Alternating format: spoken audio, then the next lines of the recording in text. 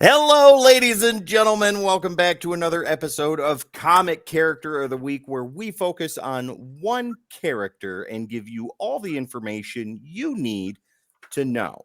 Dan, who's the character of the week this week? That would be Power Girl. Power Girl. Fantastic. Oh, Ladies and gentlemen, my name is Tim the Terrible. This beautiful man over here is Dan the Kelly Art, and down below is the curator of the Library of Comics, Uncle Gary. Let's go ahead and dive right into this. Don't forget, ladies and gentlemen, I'd like to dive in, all right. Super chats and memberships are open and available if you choose to support the Codex station financially. Those are available for you. Speaking of support, man. Whew, gravity has nothing on Power Girl. Dan, would you please give us the origin and powers of Power Girl, please? All right. Well, her first appearance was in All-Star Comics number 58 from February 1976. She was created by Gary Conway, Rick Estrada, and the great Wally Wood. Speaking of Wood. Yeah. Her name, is Kara. She originally comes from Earth 2 and is the cousin of Kal-El, Superman from there, but it's spelled Kal-L, not E-L. The Earth 2 one. So when Krypton exploded, her father sent her away in a rocket to Earth, just like Jor-El sent Kal-El away. But her ship traveled slower than her cousin's, so she arrived on Earth a couple decades after him. And where he arrived as a baby and grew up, she was kind of in this weird kind of stasis thing. So she, aged differently than him. So she was in her late teens. I think it was established that she was 18 or 19 when she arrived. Excuse me. She was kept in stasis during the trip, and she lived in this virtual reality that enabled her to interact with virtual copies of her parents and with other Kryptonians. So she had much more of a knowledge of Krypton than Superman did. When she first arrives, Clark and Lois take her and they place her with the family so that she can adapt to Earth and in her own time. She eventually becomes a superhero Power Girl and works with the Justice Society, and she becomes a full member after Superman retires. She ended up going on to help form Infinity Inc. She befriends a reporter named Andrew Vinson, who helps her adopt her own secret identity of Karen Starr, who is a computer programmer, so she can have a life outside of being Power Girl. That's her origin. It's been mucked with over the years, especially, she was one of the ones that was done a great disservice from Crisis on Infinite Earths. But yeah, like Snoopy says, she was Earth 2's Supergirl. That's right. She was. Yeah, she's Kara from Earth 2, just with a few notable exceptions. Those exceptions are notable. Oh my god! And exceptional. But as far as superpowers go, she's got all the Kryptonian stuff: super strength, flight, super speed, invulnerability, X-ray. You say vulnerability? Vision. Heat vision, freezing. Hey guys, the girls with me. Super hearing. After Lazarus Planet, now she has some telepathic powers. Yeah. And since she's Kryptonian, but she's from Earth 2, kryptonite does not affect her the way it does Superman and Supergirl, because it's not her Krypton. So the radiation doesn't affect her, but she is still affected by magic. Snoop says Christ has killed her character, but Jeff Johns hooked her up. Yes, Jeff Johns did one of the great classic characters that Jeff Johns came in and fixed, which I'm sure we'll get to later. But I was going to say, let's get to one thing off the bat. Her huge breasts. Personality? Now there's a reason that those exist. Yes, it's biological. All women have them. Yes. I know you guys kind of touched on it on the podcast last night, but the legend is that when she first appeared, she was co-created by the artist Wally Wood, who had spent a lot of years kind of drawing stuff for, he was a comic artist, and then when comics kind of dipped down a little bit, he drew for some gentlemen's magazines, got back into drawing superheroes. When he was drawing All-Star Comics, he was convinced that nobody was paying attention to the work he was doing. That's right. So what he did was when they introduced Supergirl, he said he told the inker, he said, every issue I'm going to draw her breasts a little bit bigger. And every issue they're just a look, they started off pretty big, but then every issue they got a little bit bigger, a little bit bigger, a little bit bigger. And he said, I'm going to keep doing that until somebody says something, because again, he was convinced no one was paying attention. And it was about after 8 or 9 issues that the editor said, like, what's the deal with this? So after 8 or 9 issues of her breasts just continuing to grow bigger and bigger, that's when somebody said something to him, and he's like, all right, that's where it stops. That's what the size of them. Oh my God! How many cup sizes was from issue 58 to issue 64 or whenever? Yeah, Oh, Lord. So it's fun. It's funny that there actually is. It's not an in-universe reason, but there actually is a reason that they are as big as they are, and it all came down to the if you want to say paranoia or the insecurity of the artist that was drawing her. Well, if he didn't think people were paying attention to him, they are now. Let's keep in mind, when Wood was drawing this, he was a seasoned veteran. He drew so much of the great EC sci-fi things. Yeah. So Wally Wood is a comic legend. Oh, yeah. So sounds to me like he was just having fun. And he was like, okay, all right, let's see how far this can go. It's a great story. I hope it's true, because it's just a great story, right? Yeah. It's one of those things where you kind of look at it and you say, even if it's not true, it's like, don't let the facts get in the way of a great story. That is right. Pam says, oh, wow, I had no idea her tatas had an origin story. That's fantastic. Absolutely. Yeah. I think that's one of the cool things. One of the cool things about the character, too, is how many characters have a story about a physical attribute, of them that is something like that. Idea. Dolly Parton. TJ, that's good. That's good. Oh my God. Oh yeah, Dolly. Dolly was an actress. She was in a bunch of movies. She could have done it way back in the day. Yeah, if they would have made a Power Girl movie in the 80s, that would have been the choice. At least let me say this about Power Girl. Okay, her proportions.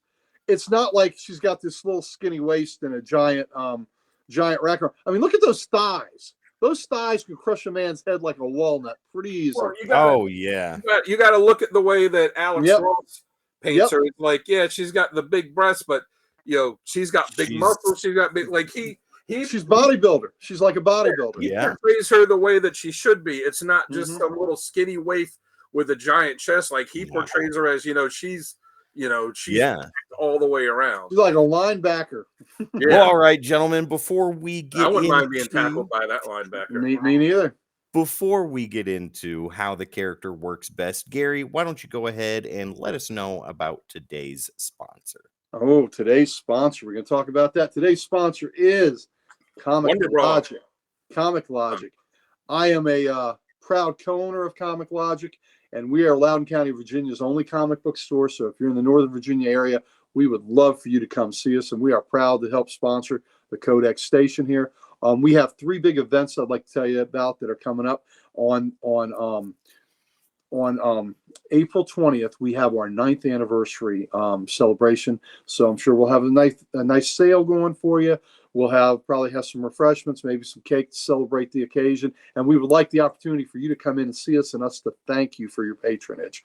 And if it's the first time you come in, please tell us that too. We'd love to make your acquaintance. Our really big event is on Free Comic Book Day, which is always the first Saturday in May. And this year that coincides with May the 4th, which is Star Wars Day. So to celebrate those 2 great, wonderful, momentous things intersecting, we're going to have Mr. Brandon Wayne from the Mandalorian. He will be at our shop signing autographs for folks.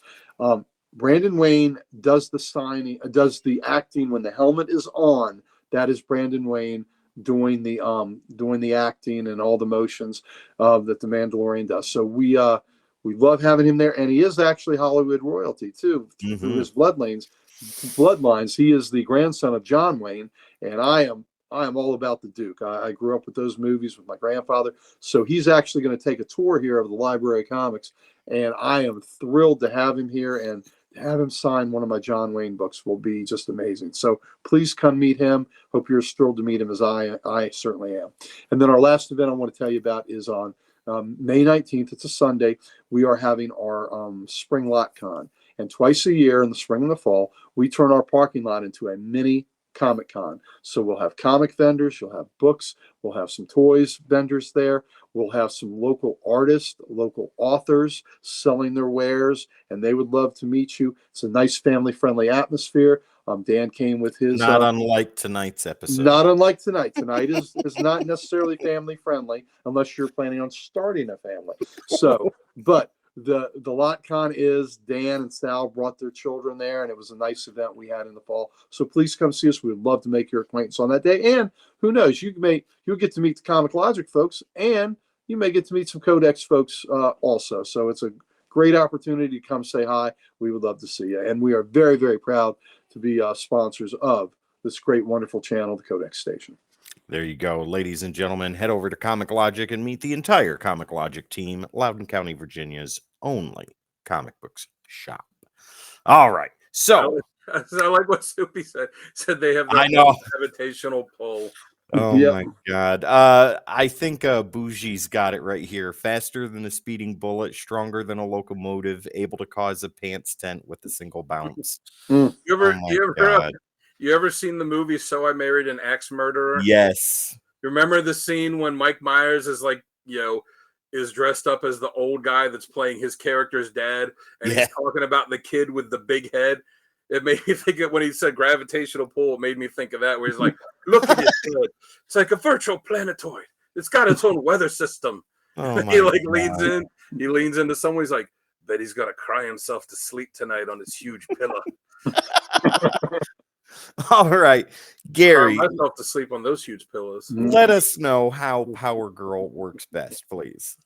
All right, this is a very simple answer. She works best as the Earth 2 version of Supergirl, with Kal-El and Lois being, father and mother figures to her, and that had took her in, and the relationship there is wonderful. And Jeff Johns did a great job of fleshing that relationship out. But Flesh. Flesh, and she is just a fantastic character. I think she works best when she has got serious attitude and a chip on her shoulder. And even though she's female, this chick has balls. She is rough and tough, and I think she is fantastic. She doesn't take a backseat to anybody, and she is just a freaking tank, and is going to lead the charge. And she's bold, and she's brash, and she is just freaking awesome. But I think you lose something when you take away, like they've done with her origin, where she's not the Earth 2 Supergirl, because that is what makes her unique. And it's also is a great way to pit her, against the Earth 1 Supergirl, right? Because there is such a difference with them, and there's a little bit of animosity there, just a little bit. And I like that tension between the two. But she is the Earth 2 Supergirl. She is the Justice Society of America's Supergirl. And I think that is where she is absolute best. And she is a powerhouse. She is a blockbuster. And she is, I just think Kara's awesome. Karen Starr is awesome. Perfect. Dan, I'm going to go next, and then I'll let you take up the rear on what makes Power Girl work best. So I think that she works best when she has her own identity, like when she's not lumped in with the super family, right? And a lot of writers have written her like that, like Gary, what you said, where she has a chip on her shoulder. She's trying not to live in Superman's shadow. It's what Snoop say now. Oh my God, no, it's Bougie. She should be the Flash. Absolutely, the partial Flash. That'd be a whole different show. But yeah, when she has her own identity, when she tries really hard to let people know, hey, even though I'm Kryptonian, I'm not Superman. I'm Power Girl, and I'll kick your ass anyways. I love it also when they lean into the boob window joke with her in stories, and she kind of is nonchalant about it, or just doesn't care or plays along with those type of jokes because it's there. It's pretty obvious. Stuff like that. TJ, did Uncle Gary just say she was a bra buster? Probably. You know what? Let me tell you something. I almost said that, and I restrained myself, and I said blockbuster. But I appreciate you reading my filthy mind, Oh because my that is God. exactly what I edited myself from not saying. So thank you for putting it out there, and I don't have the guilt that I said it. And He Pam restrained, says, he Oh, go ahead. restrained himself the way that outfit is restraining her. Oh my It's God. struggling, but it's barely holding up. Pam Yep. says there's not just one difference between Earth One Supergirl, there's two. And those are two big differences. Oh yeah. I mean, we shouldn't. I mean, that's making mountains out of molehills. Oh my God, right? We've seen the top of the mountain, ladies and gentlemen, and it is good. But yeah, when she has her own Glorious. identity, I really like that. Obviously, she's a team player. She works perfect on Justice Society. She's at home with a team like that. But when she has her own identity, when she's doing her own thing, she does it very well. And that's what I like the most. Dan, what about you? Yeah, she does work good on a team. You know, she's been on the JSA. She's been part of, she helped form Infinity Inc. She was They're real and they're spectacular. Yes, they are, Jerry. yeah. Elaine would say absolutely. She's been part of the Justice League. She works best, I think, with the Justice Society. Agreed. Yes. But yeah, I like the fact that she's very headstrong and she doesn't put up with anybody's shit. You know, she is not a pushover, and she doesn't have the whole cutesy, like, even though she's, got the costume, there's no like, oh, I'm just a girl that, like, she puts it out there like that she is she's not, putting up with anybody's crap. And there was when she kind of first met Huntress, not their original relationship in in Earth 2, but when she kind of met her in Earth 1, and she's starting to get her figure out her memories, and knows that she has this friendship with Huntress, and she goes and she goes to talk with her, and Huntress is like, what do you, we met, but what are you talking to me for? Like, you kind of got this reputation. She's like, yeah, I know, like, all the other women superheroes don't like me, and because she doesn't put up with anybody's shit. But Yeah. I like that she's not going to be talked down to, and she will not be looked down on. She's a good leader. She was the leader of the JSA for a while. Yes. Other characters, Yes, other right. characters, they underestimate her intelligence too, because she's smart. She was a what's up, Sonny? This is going Yes. to be one of the best episodes of Comic Character of the Week. Absolutely. Oh, you got that right. And we will remember it forever. We'll always have memories of this episode. But she had this this very successful computer company, and she was very smart, but a lot of writers don't really do a whole lot with that, or the fact that she's not Bruce Wayne rich, but she's rich, from that company. And she always struggled with being much more comfortable as a superhero than being, having like this civilian identity, to the point where she would neglect it for long periods of time, and partially due to the fact that she never really felt comfortable on Earth 1. Like, she kind of felt like there was something not right and that she didn't belong. And then, she finds out why later. Mm-hmm. There's one other thing I'd like to add. Unlike Clark, she is more of a hit first, ask questions afterwards kind of character, and that works very, very well for her. Hey, Power Girl, go hit Joker. Oh, okay. And then that's And and I also like too that she has had some books that have had not been like comedy books, but have that comedic tone, and I think that she works well in that too, because it's like almost like she's the straight the straight man in the situation, and then all this ridiculous stuff happens to her, and she's like, God, I got to deal with all these idiots. I got to deal with all this stupid shit happening around me. But it really, where she doesn't fall into the ridiculousness of it, she just gets put in those situations. Yeah, the Harley Power Girl book by Connor Palmiotti and Justin Gray, hilarious. The whole damn thing is hilarious. Yeah. And dealing with Bartox again. Oh, what is it, like 4 or 6 issues, something like that? And it is just freaking hilarious. Bougie, come on. She has testicular fortitude. Oh my God. And that Harley great. That is great, Bougie. That is great. That Harley Power Girl series, that came from, in Harley's series when she was having like all the characters guest star in different different issues.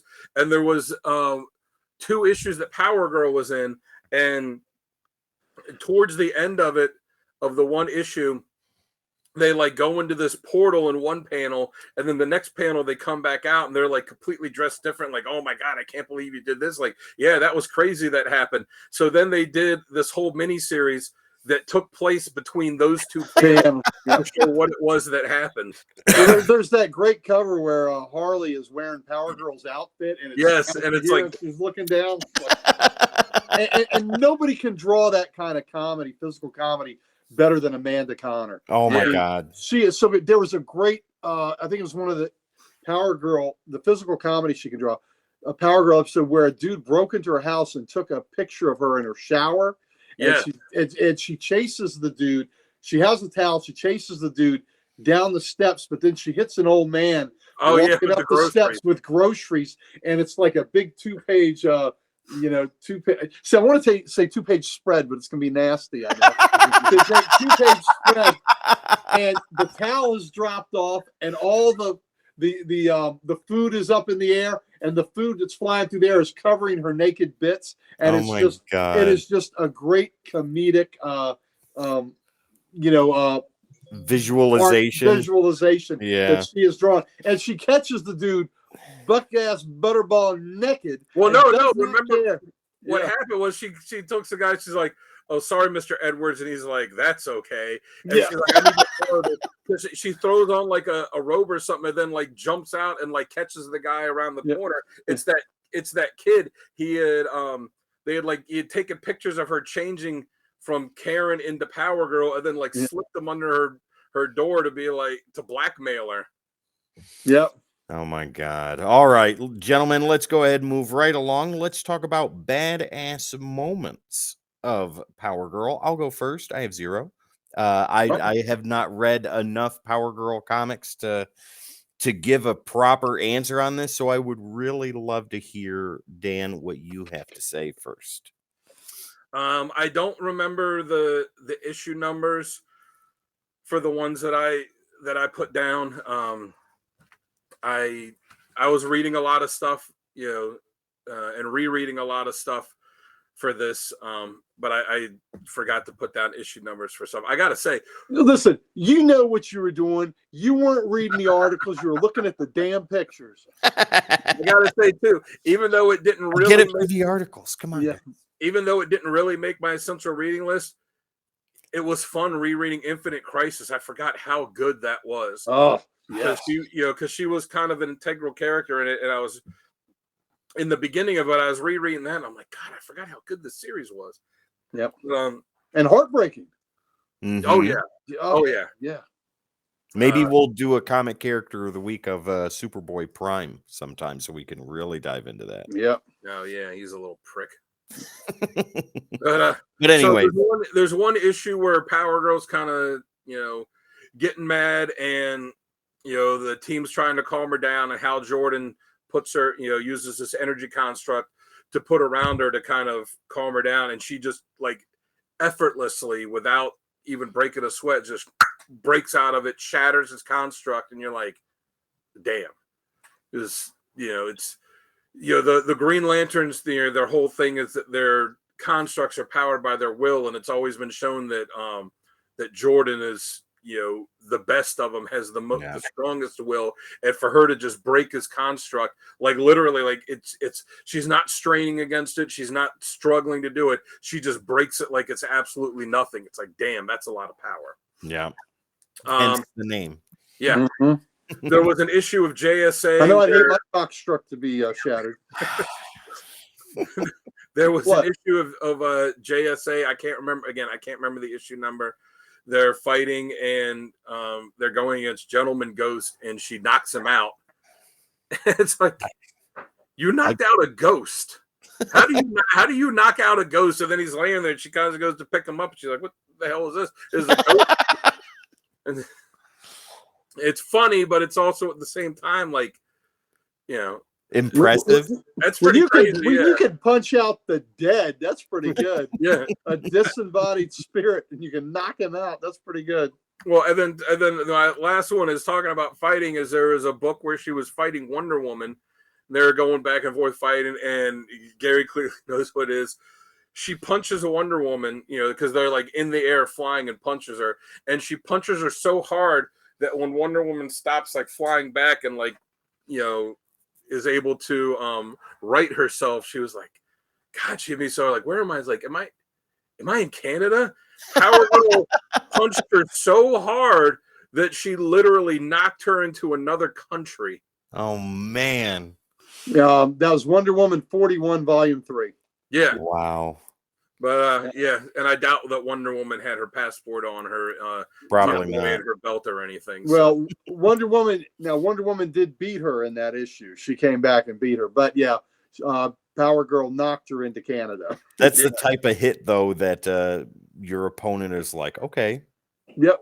Okay, I respect that. Yep. Yeah, there's been some stuff, and again, like I couldn't remember all the issue numbers because, you know, she's been in a lot of JSA stuff, and I just didn't have time to go through every issue to find stuff like, you know, she put a beat down on the Kingdom Come Superman, and there was one issue that was good where there was this like super powered stalker, you know, or that was like obsessed with her and breaks out of jail, and the guy is super powerful. He's got like super strength and, you know, exploding powers and all this, and she just wipes the floor with him, puts him back in jail. Yes, exactly, ladies and gentlemen. And if you're a member of the Codex Station right here, you can have that Hulk 180 emoji. And you know what? That Hulk 180, it took place in Canada. You know how the Hulk got in Canada? Power Girl knocked his ass into Snoop has a question here. He says, did we talk about her goofy Atlantis origin? Unknown. No, because that was atrocious. And look, come on. How the hell is she getting them underwater? She's going to go straight to the surface with those. It's buoyancy. Yeah, she can't dive under to Atlantis. All right. Well, real quick, for anyone that doesn't know, after Crisis on Infinite Earths, when they merged all of the multiverse into one world, and they had to find a way to make it work, that's when it was okay. The JSA was in World War II. The JLA's now. Superman and Batman and Robin, all those characters that were part of the JSA. Well, that didn't happen anymore. You know, now it was that, you know, Black Canary was a founding member of the Justice League. Not one. They did all this stuff. Most of the characters from Earth 2, you know, the few that survived were kind of folded into the JSA, being in World War II, to keep Power Girl around instead of her being Kryptonian and his cousin, because there was Supergirl. They changed her origin to be that she was the granddaughter of Arian from Mage of Atlantis. Yeah, the Mage of Atlantis, who was, you know, Aquaman is a distant relative or as a distant descendant, and it was like she was his grandbaby, but there was someone evil trying to get after her, so they like moved her into the future, and and they changed her powers a little bit. It was just. And she had a terrible costume at that time. Yeah. And she was at one point she had a big crush on Aquaman too. So it was my God, that's a story for another day. It was a terrible retcon, which is great of a series as Crisis on Infinite Earths was. Mm-hmm. There was a lot of bad stuff that came out after it, where DC was like, all right, we got to keep these characters and we got to find a way to make them fit now that they can't if we keep their stories. And Power Girl was one of the ones that got the worst end of it with how they changed her around. Yeah, and she was part of Justice League Europe then.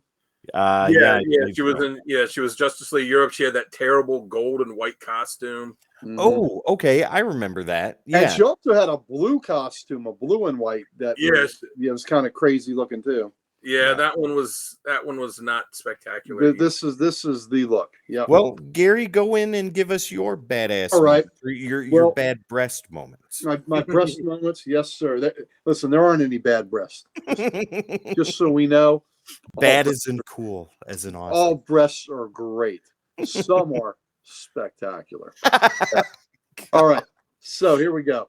Dan mentioned one where Wonder Woman was punched to Canada, and a really cool moment in it. So Wonder Woman is like Dan said, she's like, wait a minute, she's flying through the air. Did she just punch me to Canada?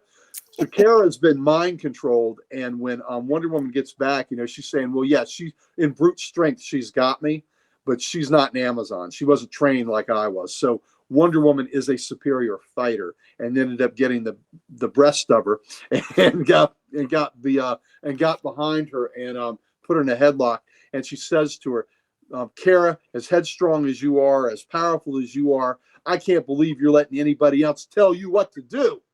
And that shocked her to reality, and she was able to throw off the mind control. And that's Wow. true. Nobody tells her what to do, but she just needed a little nudge. In the Tales of the Sinestro Corps, Superman Prime, she's going up against that Superboy Prime asshole, and he is talking smack about what he's going to do to Superman, and Kara gets extremely angry and shoots lasers at him right at his crotch, barely misses his crotch, and says if he does it again, she's going to turn him into Earth Prime Supergirl. Oh my God. So then, and her eyes are just blazing. So yeah, you keep it up, I'm going to turn you into Earth Prime Supergirl. Okay, and then my best moment, like I like to do a lot of times, is I keep it small, right? I keep it small, and this is just a small little telling moment after she's There's nothing small. I was going to say there's not a whole well, a human moment. Okay. Oh, there we go. Even though she's Kryptonian, so keep it at chest level. I bet. Yeah. Oh, I bet I know what you're going to talk about. Yeah, and it's. I think it's the same issue where she put that clown back into prison, and she's beat him. I think she beat him to death, almost beat him to death with a crane or something. Yeah. Anyway, she's talking to Kendra and Courtney, Stargirl and Hawkgirl. So this is JSA time period? Yeah, this is JSA on JSA 39. Yeah. And this is Jeff Johns writing this. And this is what's badass. And this is how, when I think the character is written the best. So again, boys and girls, ladies and gentlemen, it's story time with Uncle Gary again. Here we go. So Kendra says, you know where you should have shoved that 100-foot crane? And Stargirl says, how luscious. And Karen, Power Girls, has got her kitty, has got her cat. And she's just a nice, quiet moment. She goes, all right, you two are right. But I'm going to tell you a secret. I get a rep for being stubborn, headstrong, and brash. I get called a lot of things behind my back. Main one rhymes with witch. And I'll be honest, it's not an act, not completely. I do have confidence. I am smarter than a lot of the other costume cops out there. And maybe I could learn a two or thing about mutual respect. But you've got to understand something, girls. Cool. There she goes. You know what? Gravity won that round. Gravity won that one, and I'm sorry that interrupted what was a great speech. All right. Go ahead. All right. So you've got to understand something, girls. If I was Power Man, if I was stubborn, headstrong, and brash, if I didn't take to authority well, no one would think anything of it. Do I worry about what others think sometimes? But I do worry about what others think sometimes. But am I going to hold back and follow their lead, play sidekick and girlfriend, be a cheerleader for the football team? Hell no. So my advice is simple. Always show them what you got. There you go. That's why Jeff Johns is the man. That is a great speech, right? And it also pokes fun at, again, the boob one. Show them what you got. She ain't got no shame. But I love that, if I was Power Man, if I was Power Man, stubborn, headstrong, and brash, and didn't take authority well, no one would think anything of it. And that is a true statement and a true societal thing that women that are headstrong and strong and don't take shit, they're labeled as a bitch. Yeah. And any man like that is, oh man, he's awesome. He's a hard charger. He's a go-getter. Yeah, he's a tough guy. Well, I think that is wonderful writing right there. And that is the character in a nutshell. And that is what makes her a total badass. And there was and remember, there was, when Jeff Johns did that Teen Titans run, there was a character that he had in there that appeared for a couple issues. That was Power Boy.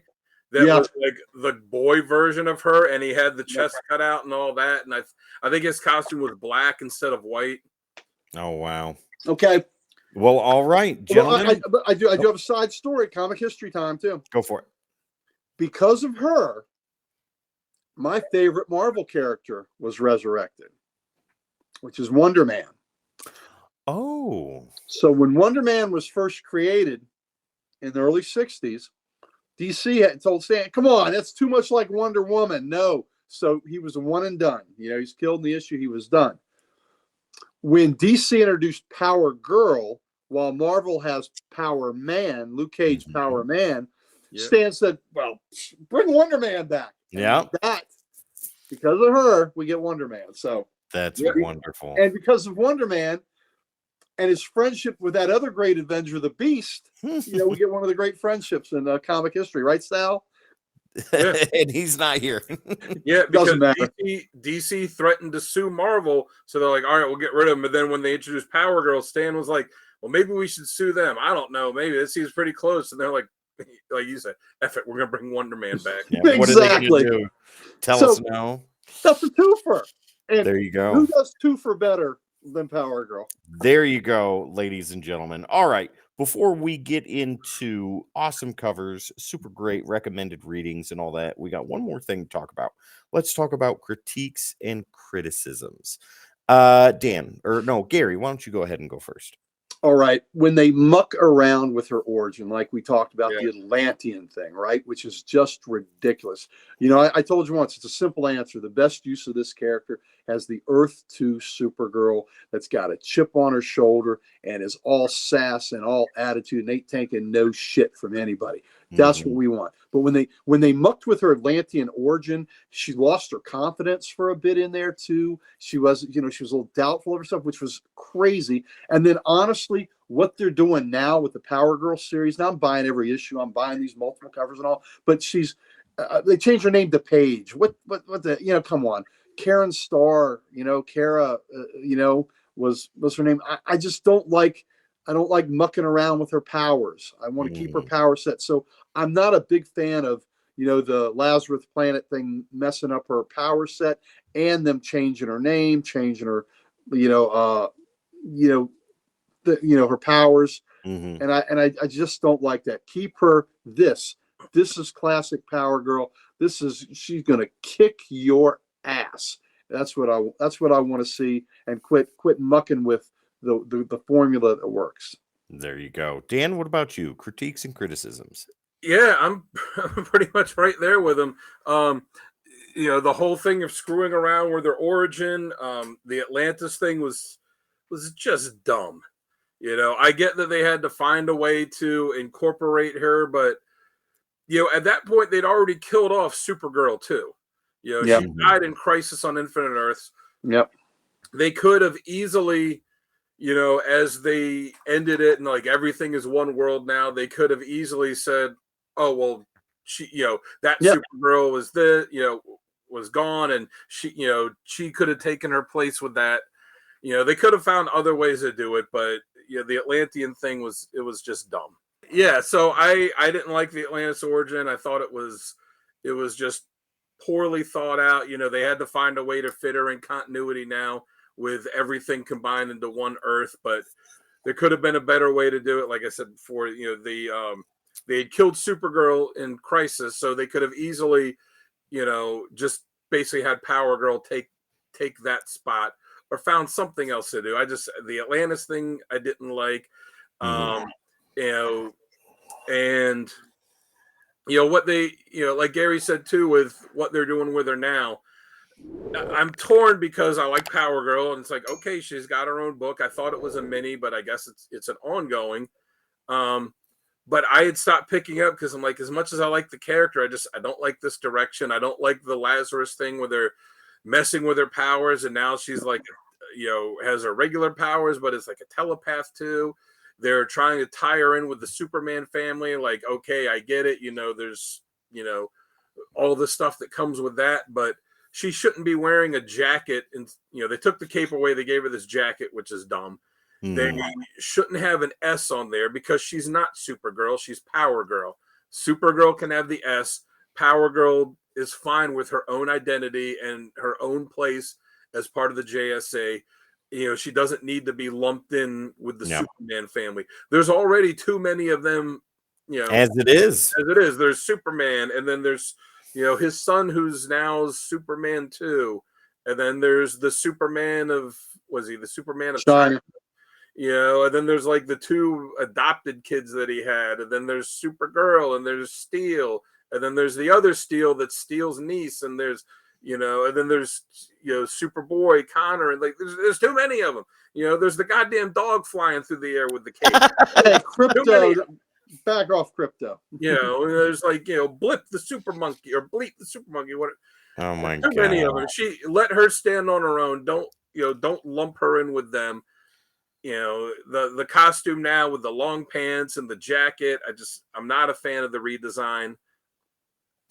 Let her be her own character. And like Gary said, they changing her name. They explain that by her saying, Karen Starr was never really my name. That was just.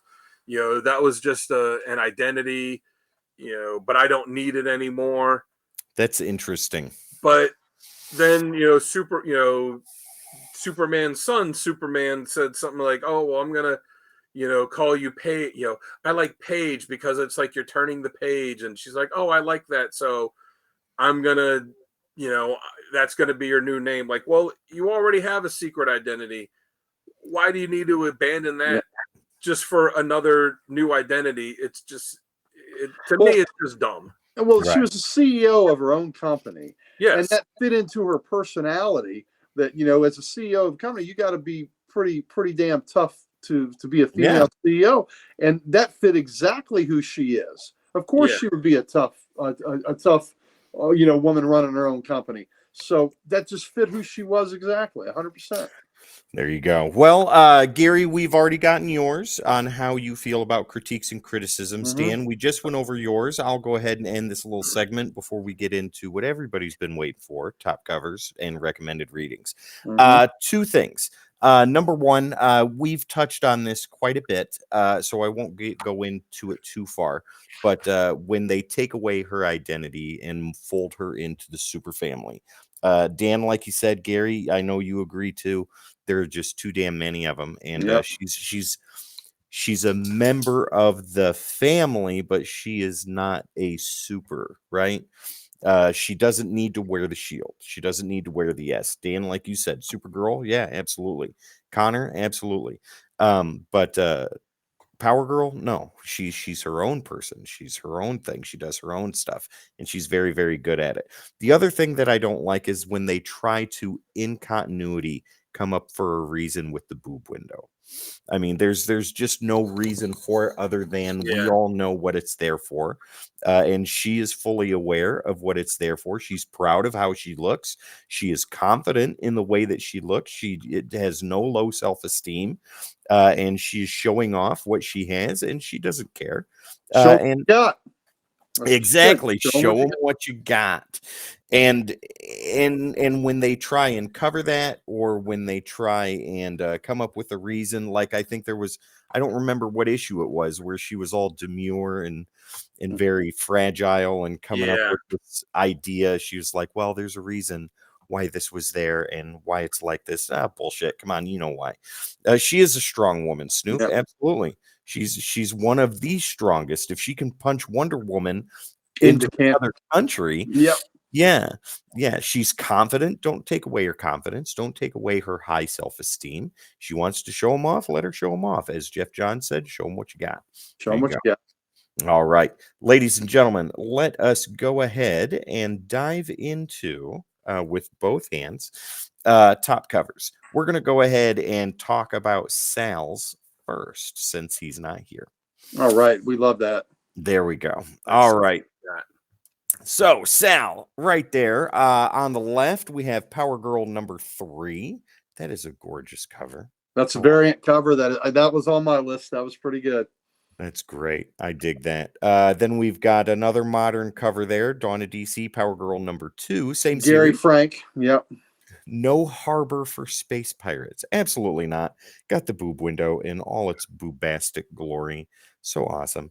And then the Amanda Connor artwork right there. And Yep. Jimmy Palmiotti, Power Girl number 12. Power to the people. Wow, that's a good cover too. I like that. That is resting hot.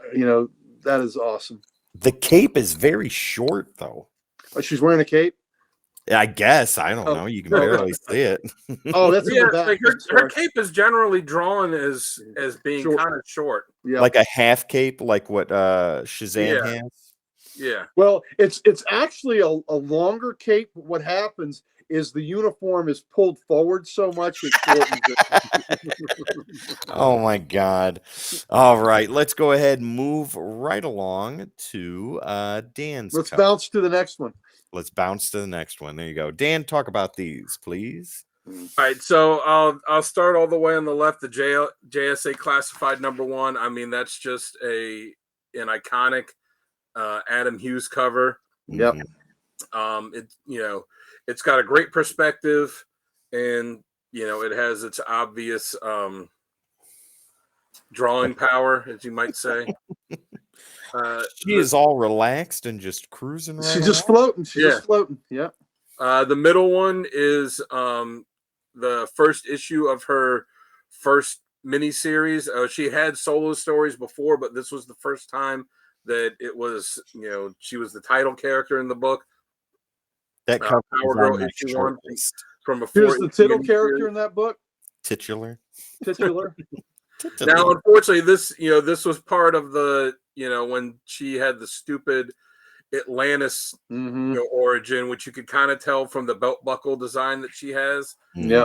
I think the cover's cool because the way it shows her ripping the door open and the bullets bouncing off of her, and that look she's got on her face, like kind of almost pissed off, but almost having a good time. Yeah. And then the one all the way on the end is a variant cover for Power Girl issue 1. It is from the South Side Comics, and I like that because that is a great cover. That's by the same artist that did Sal's cover. It is, and it's almost the same. The only real big difference is her face and the expression on it, how her head is tilted. But I like that it's the artwork is gorgeous. She looks sexy, but she also has that that look on her face that lets this is not someone to mess with, and that she will beat your ass, and maybe not in the way that you would like her to. Yeah. I like that it has her looking sexy and looking tough at the same time. And I feel like facially the artist, to me, it looks like he might have been thinking kind of about Scarlett Johansson. Hey, that's yeah. Yeah, because that's kind of who the face looks like to me. And then there was another cover, like I said, there was another cover that I thought about today, and I was like, oh man, I should have picked this one. So I'll see if any of you guys pick it, and if not, I'll send it to you in the chat, and you can see which one. There you go. It is. All right, we'll go ahead and go with my covers next, and then Gary, you will cross the top of that mountain and show. All right, can't wait to. All right. Okay, so over there on the left, the current series of Power Girl, that is my favorite modern cover of her right now.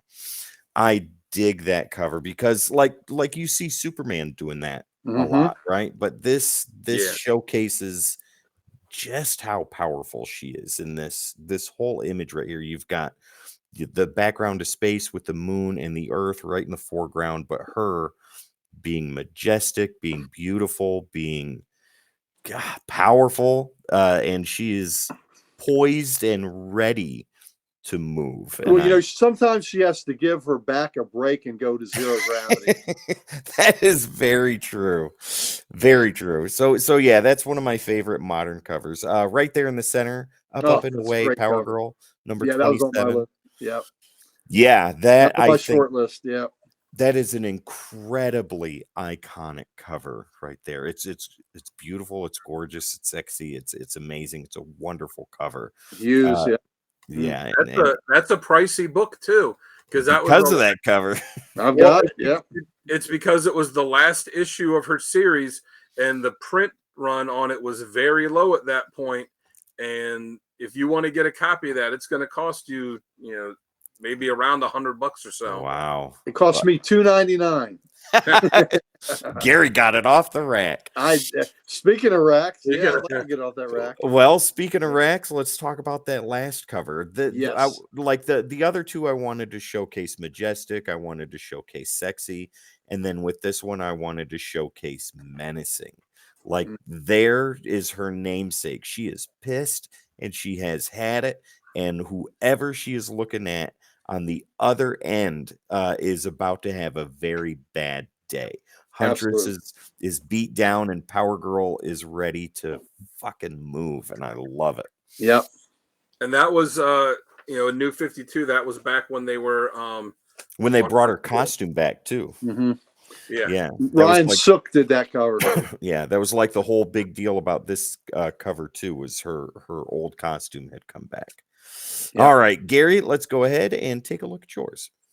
All right. So there we go. The Oh, cover on the left, the JSA Classified, the classic Adam Hughes cover, her floating, just taking a break, just floating. The face is so beautiful. The breeze hitting her, blowing her cape around her, and I just love that image. I love the plane behind underneath her. Mhm. So just that is the Power Girl cover for my money. So the one in the center is the first issue of the Gray Palmiotti and Connor run on Power Girl. I just think that's just a great first issue cover. Connor's artwork for Power Girl and even Harley Quinn is iconic. It's Oh, so perfect.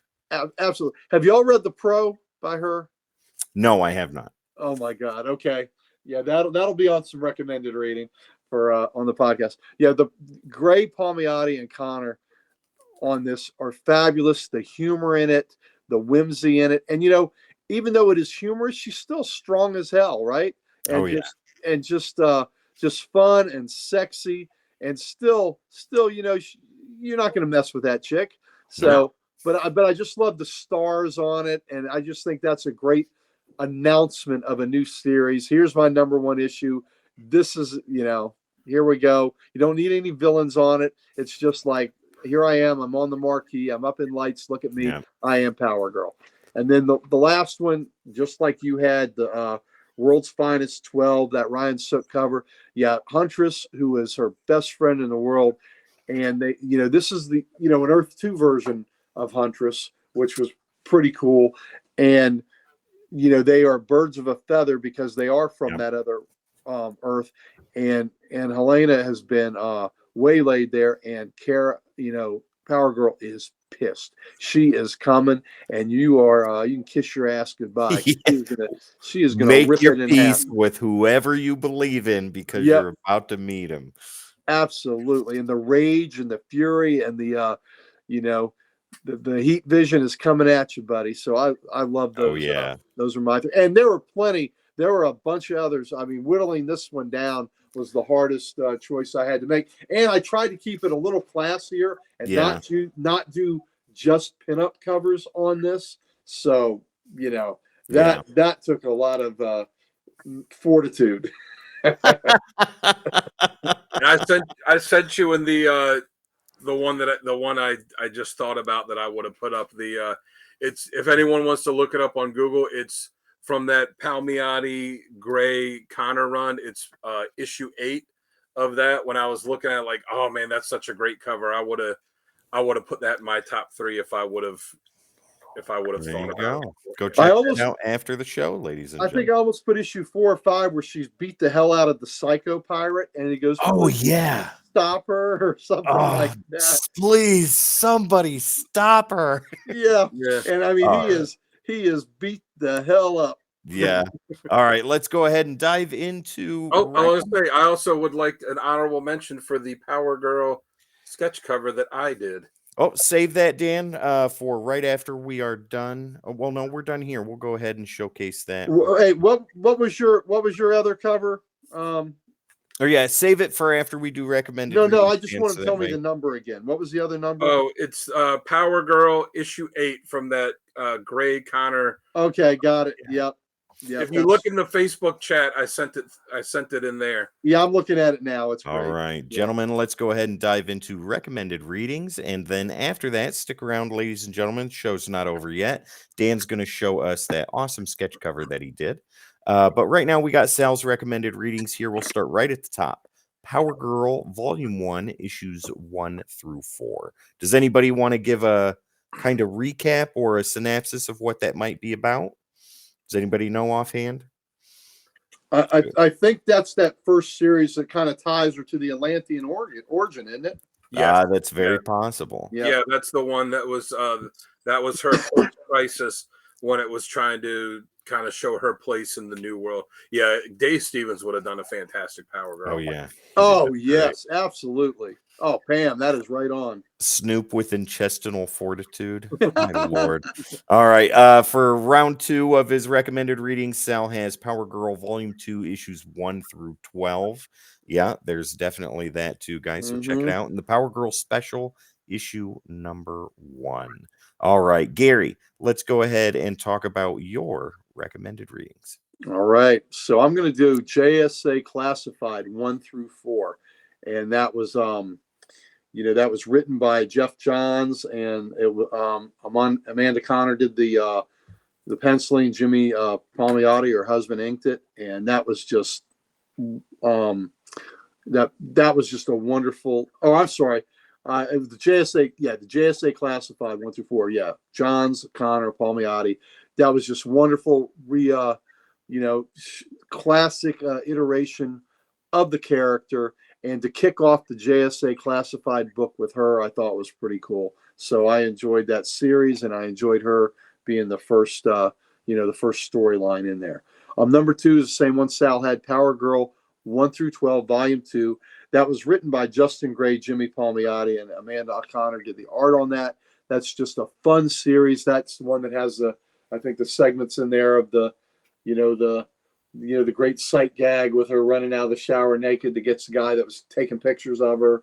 And it's just a lot of wonderful humor, kind of sexy, kind of bawdy, and still. Yeah. And then the last one is the world's finest trade paperback, The Lost Daughters of Earth 2. And I love this where they had reestablished her and Huntress as Earth 2 characters. Paul Levitz did the writing, and he is a all-time classic writer in DC's pantheon. He's one of the best. And Jerry Ordway and Kevin McGuire did the art on that, and George Perez, I believe. Or this might have been the second volume. I think Perez was on the first volume. But I just really love this storyline, and I love the connection between Huntress and Power Girl. A true friendship, and I really, really enjoyed that storyline. So that's it for me. All right, let's go ahead and take a look at chat real quick, and then we will move forward. Snoop says her all-star stuff is great too. Don't sleep on it, ladies and gentlemen. That was actually one of Wes's recommended readings, was her early stuff, the beginnings of Power Girl, all that stuff in All-Star. Yeah, she was one of the most popular characters in it after she got introduced. Yeah. Well, that's because Wally Wood kept increasing her popularity every month. Well, all right, ladies and gentlemen, we'll dive into mine, and then Dan will take us up for a breath of fresh air with his recommended readings. So right here, so I haven't read a whole lot of Power Girl stuff. Hit and miss. her being secondary characters in a lot of the things that I've read. But we'll start right at the bottom. Infinite Crisis. She has a major role in that. That's the stuff that the cover work is done by Jim Lee and George Perez. Beautiful artwork. I believe George Perez did one specifically of Power Girl too, or Jim Lee did. Either Yeah, way, Jim Lee did. I have it on the spinner rack behind me. gorgeous cover. And even though Infinite Crisis has a lot of people that talk negatively about it, it's a great series. Dan, So you good. said you just reread it. It's Yeah. amazing. It fits very well with the restructure of DC at that time, like its predecessor, Crisis on Infinite Earths. Definitely worth reading if you want Power Girl as a central character. JSA Classified 1 through 4. Gary, you've talked about that. Yeah. Dan, I'm sure you'll talk about that some more here in a minute. So I really don't need to go over that too much. But when I was looking up best Power Girl stories to read, this was on the top of every list that I found. And then World's Finest from the New 52, issues 6 through 12. You saw the cover. Gary and I both had that in our covers. And that's the top same covers. trade I had. The Daughters of Earth 2. It covers those same issues. Yeah, exactly. So if you want some nice modern stuff, New 52, check out World's Finest, issues 6 through 12. All right, Dan. And Tim, let me tell you about your Infinite Crisis. Yeah. I would have picked that too. I just thought it was a kind of a deep dive immediately because there's so much going on. Yeah. That's the only reason I didn't pick that, because I thought that was a more advanced read with all the things that were happening in that series. Very true. Snoop right there. He says Infinite Crisis was so good. Yes, it was. Yeah, definitely. Dan, talk to us, man. Tell us what you got here for recommended reading. Well, yeah, I mean, Infinite Crisis, that was really the last good Crisis book that DC had, right? We don't talk about Final Crisis. Because Identity Crisis, I believe, came before that. Did it? Yes, or right around the same time. But even that doesn't really, that has crisis in the title, but it's not a It's not the crisis same book. kind of thing. Yeah. It's not a crisis book in the sense of Crisis on Earth, Infinite Crisis, Final Crisis, Dark Crisis, bathroom crisis after eating too much Taco Bell. Just there you go. Boob window crisis. Boob window So, crisis. are we flashing back to Dung again? So mine, I'll start at the top. I've got Showcase 97 through 99.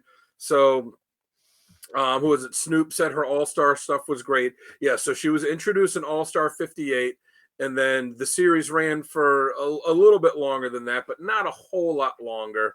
Went to 75 was the last issue. Yeah, and she was one of the more popular characters after she was introduced. Gee, wonder why. And so the first time that she got her own stories where she was not part of a team, but she was the sole focus of the story, was Showcase 97 through 99. Yep. And this is really delved more into her origin, more in depth. It showed how she, that reporter I mentioned, her origin, Andrew Vinson, how she kind of befriends him. He helps her get, develop this or come up with this secret identity as Karen Starr. So that's the first time that she has that identity. He helps her get a job at this science company where she, or this computer company where she's a computer programmer. So this, established a lot of what was to come afterwards with the character. Power Girl Volume 2, 1 through 12. I mean, I think almost all of us had that, Justin Gray and Jimmy Palmiotti wrote it. Amanda Connor drew it. Palmiotti inked it. It's a fun book. It's funny, but it's not over the top funny. It's kind of what I said, what I liked with her character, how she can be in some comedic stuff, but it's more so that she's the serious character and all the, the kind of ridiculous stuff happens around her. But it's a really fun book to read. And then at the bottom, a few of us had that's classified listed there. So I've got JSA Classified 1 through 4, but I also have Infinite Crisis 2 on it because the 1 through 4 issue, it's what, at that point she was still kind of believing it was the Atlantis thing, but she felt like there was something not right. It was leading into the Infinite Crisis storyline, and it had Psycho Pirate and someone else, and Luther, messing with her and screwing with her head and presenting her with, all these, she would be fighting with someone, and then everyone else would say, well, there was no one else here. You were just destroying the city by yourself. And, where only she could see who it was. And it was messing with her psyche, saying like, oh yeah, here's your Atlantis origin. Oh no, here's this Kryptonian one. And then it was the Legion of Superheroes showing up and saying, no, you were part of the Legion and you were sent back to the past, to fix this problem, but everything's fine now, so you come home with us. And it was presenting all, it kind of played up this, this idea that she had this screwed up origin, this convoluted one. So it was presenting all these different ones. And then issue 4 says continued in Infinite Crisis 2. And Infinite Crisis 2 is the issue of that series that she's most prominent in, and it picks up the story right from JSA Classified 4, and then that shows definitively this is her origin. It's the Earth 2 thing. You see her Superman and Lois there. It's where she remembers everything that had happened, how she was the survivor of this other universe, and it puts all the questions about her origin to bed. But since it says at the end of JSA Classified 4, to be continued in Infinite Crisis 2, that's why I listed it on there, because it does that with those two together. Yeah, that issue, Infinite Crisis 2, picks up directly where 4 leads off, and it concludes the story from 1 through 4. All right, ladies and gentlemen, there we go. There are your recommended readings for Power Girl.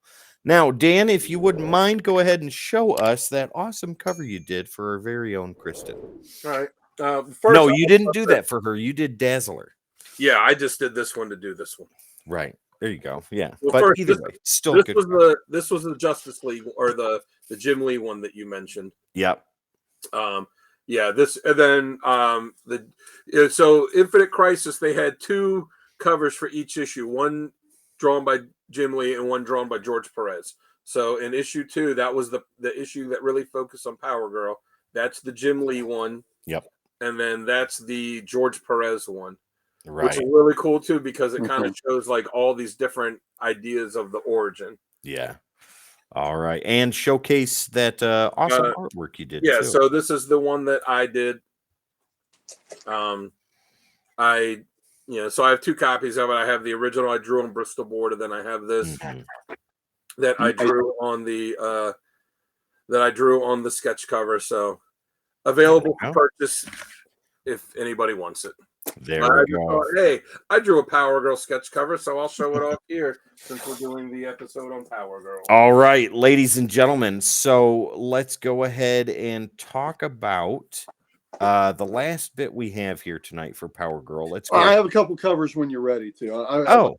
Well, hey, we'll go ahead and do that right now before we dive into our last segment of Best Writer and Artist. So, Gary, what do you got for some covers here? Just for some fun trades that meeting Paul Miotti and Connor has been a blast, and to get these personalized like that.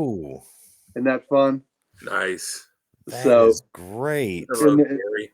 Yep. Hello, Gary. So by Amanda Connor and Jimmy Palmiotti, and here's another great. That's so awesome. And look, she loves me. See? I heart Gary. Oh man. Isn't that great? and just a fun book of hers, an Amanda Connor book. I love that cover. And then that a great cover. And that's awesome. What did she write me in here? Gary, I hope you love all the craziness in this book. Amanda Connor. So that was fun. And then a mini series that didn't make our list, but it is so much fun. Harley Quinn and Power Girl. Yes. I heart Gary. Oh my God. and that's what you get, Harley hanging on to Kara, Power Girl the whole time, just getting her in deeper and deeper. And you get Bartox in here, which is so great. Oh, that was a funny issue. Oh my God. And that spun off, they reintroduced Bartox through issues 1 through 12 of the Power Girl series. And he came from the 70s Superman, where they did a riff on Zardoz, the Sean Connery movie. The character is dressed kind of like him. It's just, it is a hoot. But I just wanted to showcase how cool Connor and Palmiotti are. They're great people. That's wonderful. Yeah, so she is just fantastic. Well, all right. Vartox was in the Power Girl series before the Harley Power Girl, wasn't he? Yes, and Vartox was in Superman in the 70s. Yes.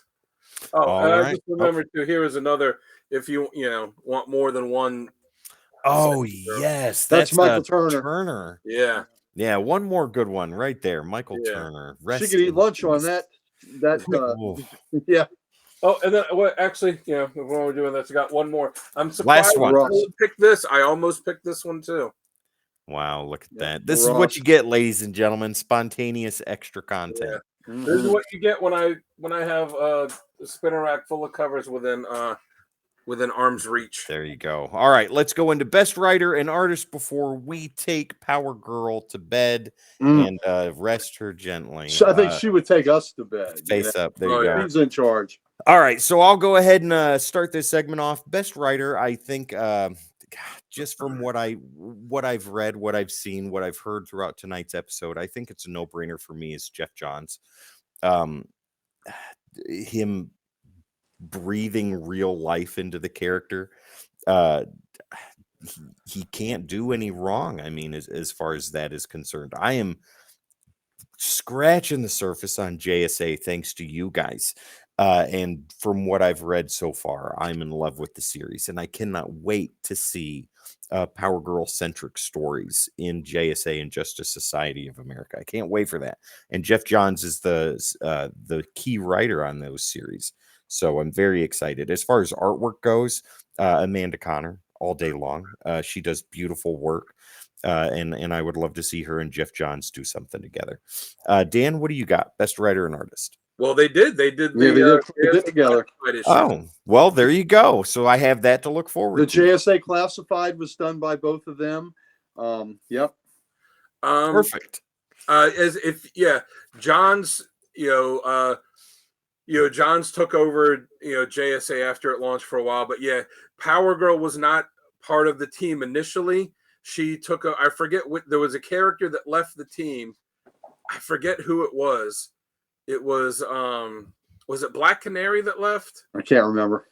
But it was someone that it was Black Canary or Hulk Girl. One of them left, and then Power Girl took the spot in the team when she left, and then she was in the rest of the series. And when it relaunched as when JSA ended and it relaunched as Justice Society of America, she was in it too. She was the leader of it for a while. So nice. If you want some good, some good stuff, all that stuff with her is great, especially her interactions with Wildcat. The two of them together are always fun. Snoop says John's JSA work is a masterclass. It is, without a doubt. Right on.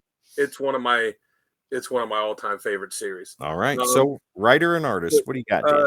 For writer, it's another time I'm gonna have to be lame and have a tie because I like Jeff Johns and the Justice Society stuff, but I also love the stuff that Jimmy Palmiotti and Justin Gray did when they were writing her in the 12 issues of her series. Okay, this requires an interruption, gentlemen. TJ, jeez. Who has a bigger chest, Power Girl or Liefeld's Cap? That's a tough one. Well, I tell you what. Let's rephrase it. Who has a better chest? Oh yeah. Snoop's right. God. Yeah, Boyer and Robinson were on JSA first, and then and then the Johns. Johns, yeah. Blank different. Johns came in as a co-writer after a while. And Cap, oh my God. But so I like Jeff Johns, the way he wrote her. But I also really like Palmiotti and Gray, how they wrote her with the first 12 issues of her second volume, and Mm-hmm. the stuff when they had her guest star in Harley Quinn's book, and then they Yep. did the Harley Quinn and Power Girl miniseries too. So I got them. And then for artists, I mean, it's like you said, it's got to be Amanda Conner. You All know, right. Jim Lee drew her great on that one cover. Michael Turner did her great on cover. There's been some good artists, but as far as, you know, an artist that, you know, There- that captures there's her good- fun and still makes her tough and has great action, it's Amanda Conner. There's good pinup artists for her, but interior work. Yeah. Yeah, Amanda Conner. All right. Yeah. Gary, you have the final word here, sir. Who do you have for best writer and best artist? Okay, so for best writer, I too, like Dan, I was torn between Palmiotti and Gray, the work they had done, and Johns. But I ultimately picked Johns because of what he did in Infinite Crisis 2, the great touching, you know, reunion with her and Cal and Lois that had helped raise her, and those were her family. That's one reason why she feels estranged from the super family now. Mhm. Those weren't the ones that raised her. It was the Yeah. Earth 2 Cal and the Earth 2 Lois that were a married couple and were her, you know, like her parents. And so that is why she's a little bit separate. And I like having that, you know, distinction between the super families. So she's, you know, those older characters were her heart. And what Johns did to reestablish that in such a touching book, that puts him there. And then the other thing that puts him over the top for me is what I read you, that empowerment speech, you know, Yeah. about you know, they call me something that rhymes with witch. Mhm. And, you know, yeah, maybe I'm a headstrong, blah, blah, blah. But if I was Power Man, then, you know, it'd be a different tune. Nobody'd be questioning it. I love that speech. And then how it ended, girls, show them what you got, you know, unabashedly. So that tips the favor for me. She's For showing John. everybody what she's got. Yes, she is, you know.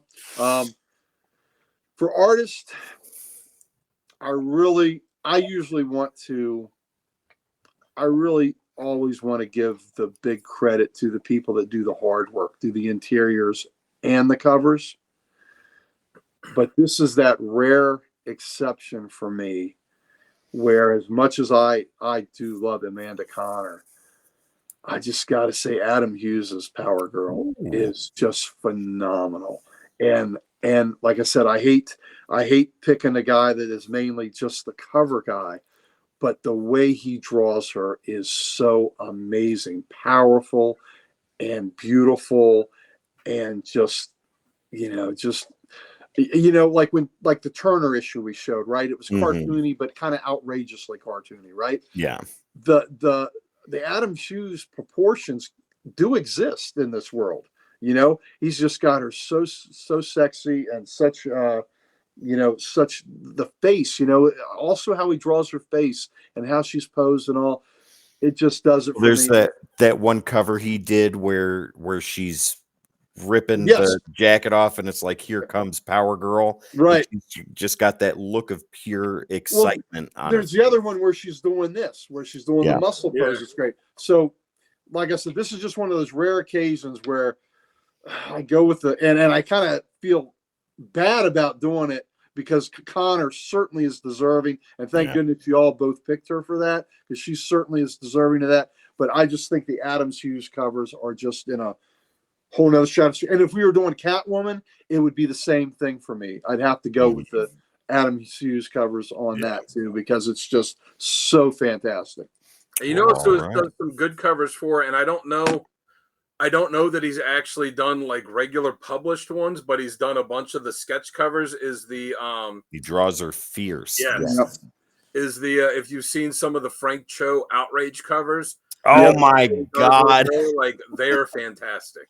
Oh, they're wonderful. I love them. He's got, you know what, books out Frank that Cho. have I all of think them in Frank there. Cho is a melding of Connor and Hughes. Yeah. You know what I mean? No, So he's a little more cartoony. detailed. Yeah, a little more detailed than Amanda Conner is, and a little less cartoony. But you know, he's not quite to the point where Adam Hughes is. You're right. He's Right. a good middle ground. And the Yep. ballpoint pen drawings he does, especially of women, are just out of this world. Yep. Well, all right, ladies and gentlemen, thank you very much for going over the mounds of Power Girl tonight. We have had a great time. I hope you guys have had a great time. We're going to get out of here, though. We're heavy in the chest. We need a break. I was going to say, with the DC movie universe relaunching now, if they were to cast Power Girl, who do you think should play Oh Power my Girl? God, Sweeney. I was going to say it's got to be Sydney Sweeney, right? Sweeney. She's too small. No, she doesn't look strong enough. You need somebody that she is where it counts. That is very true. If China were still alive, she would be a perfect casting for Power Girl. No, That's China who I'd go with. looks like a man. Not toward the end, though. Think of it like this for Sweeney. It's She can bulk up. She can bulk up for training. Sure. I forget which actor it was, but it was someone that came on the set of The Boys that was joining the cast, and it might have been Jensen Ackles or someone who had been doing a lot of working out to get really buff for the show and muscular, and came on. And Anthony Starr, the guy that plays Homelander, looks at me. He's like, "What are you doing that for? Just have him put muscles in the suit for you. You could do that with Sydney Sweeney." Well, There you go. All right. Covered. Wow. Ladies and gentlemen, TJ, great show and chat as usual. Thanks to all, and have a great night and weekend, everybody. TJ, you as well, buddy. Thank you, bud. We will see you. Well, I won't, but Jamie and the rest of the guys will see you this Saturday for Comics Unleashed. And Pam, always with wisdom, says the best pair in this episode is 2 tons of laughs with a great respect for the character. Much appreciated. Absolutely, Pam. We appreciate you being yes, we do. Chat. And everybody else, we love you guys so much, and it is so much fun. This show could not be done the proper way without our beautiful members in the chat. We look forward to you guys as much as you guys look forward to us, and I think I can safely speak for all of us here when I say that. And I'd say, I definitely respect for the character, because look, with the oversized chest and the boob window, this is the character that could very easily be a one-note, a one and done. Yeah. Oh, yeah, it could be a one-note joke or two and fun character, but she's been built up over the years to have an actual really good personality and be a defined character, which is why she's had staying power. Exactly. And she's got the current series going right now, which is incredibly popular. Is she in the Justice Society stuff or no? Yes, she's been in the JSA book. Yes. Okay, so the one much closer to her classic personality in that than in her solo book. Right. Absolutely. Yeah. Okay. Well, so there's options for you guys out there right now if you're brand new to the character.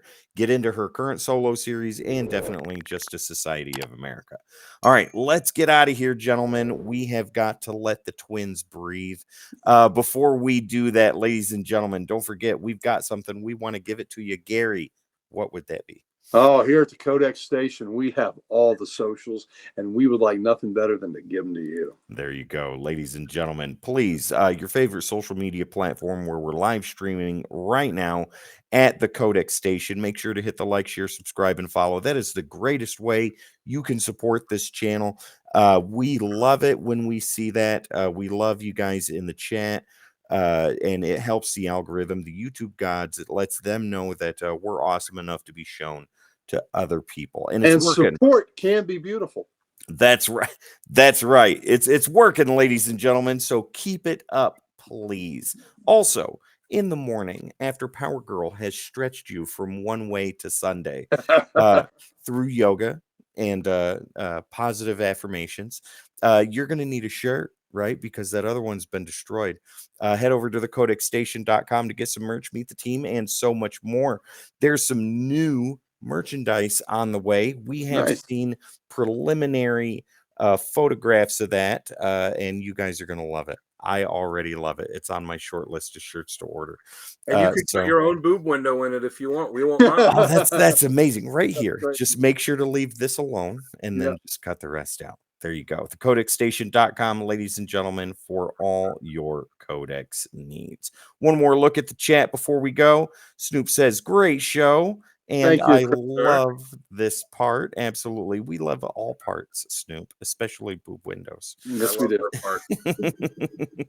All right, ladies and gentlemen, once again, my name is Tim the Terrible. This over here is Dan the Kelly Art. Down below is the curator of the Library of Comics and the cleaner of boob windows, Uncle Gary. This is Comic Character Wax on, wax off. This is Comic Character of the Week, Power Girl, and we will see you next time. Huge tits and gaping holes. Holy shit. Wow. We love you. Bye.